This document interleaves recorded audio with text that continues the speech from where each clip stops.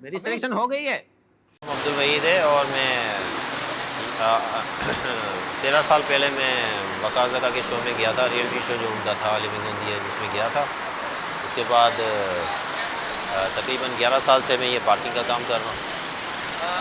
पिछले 11 साल में आपको पता था कि आवाम इतनी ज़्यादा आपको पसंद करी जब वो प्रोग्राम चला उसके बाद आवाम ने आपको बहुत पसंद किया और आवाम आपको देखना चाहती थी, क्या आपको मालूम था? मुझे अंदाज़ा नहीं था कि ये शो इतना वायरल, मेरा जो ऑडिशन है वो इतना वायरल हो जाएगा। मैं ना वायरल होने के लिए गया था, ना मैं फेमस होने के लिए गया था। तो वो ऑटोमेटिकली अचानक वायरल वो ऑडिशन हो गया, पूरी दुनिया में चला गया। तो ये मैं आपने बताया कि मैं फेमस होने के लिए नहीं गया था। मैं सिर्फ रियलिटी बेस्ड, जैसे आप बोल रहे हो मैं बोल रहा हूँ, ये रियलिटी कहलाती है, ठीक है। विदाउट स्क्रिप्ट जो चीज़ होती है उसको रियलिटी बोलते हैं। क्या ख्याल है? बिल्कुल। तो वो रियलिटी शो बेस की वजह से मैं गया था उसमें। वकार ज़का उस प्रोग्राम में जो है आपको बार बार जो है परेशान और टोंट मार रहा था, मजाक उड़ा रहा था, तो उसको आप जो है बुरा फील कर रहे थे उस वक्त, कैसा महसूस हो रहा था? नहीं, कोई टॉट मजाक नहीं उड़ा रहा था। वो शो का हिस्सा होता है। ऑडिशन के बाद काफ़ी चीज़ें ऐसी होती हैं जिसमें लगता है कि एंकर मजाक उड़ा रहा है, ऐसा कुछ भी नहीं था।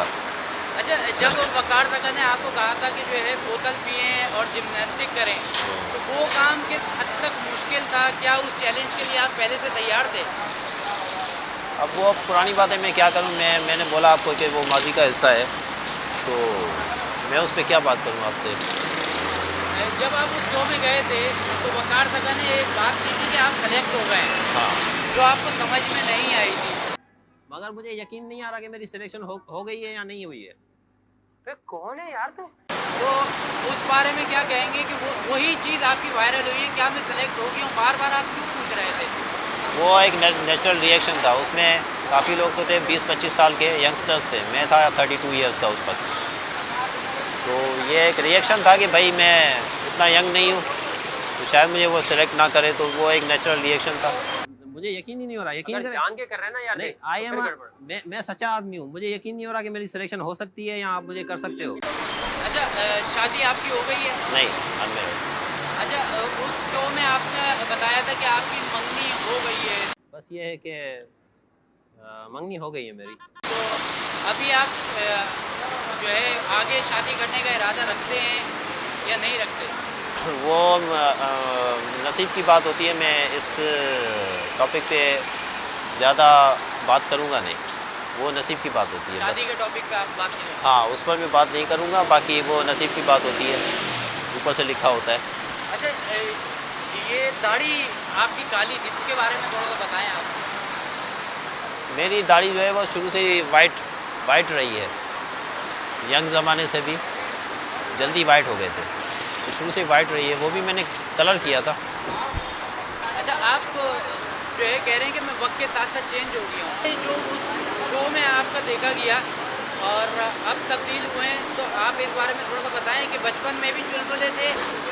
चुलबुला इतना नहीं था, मैं सीरियस ही था, मगर यह कि जो 13 साल में पहले था उसके मुकाबले में अपने आप को ज़्यादा मैच्योर बोलता हूँ अभी।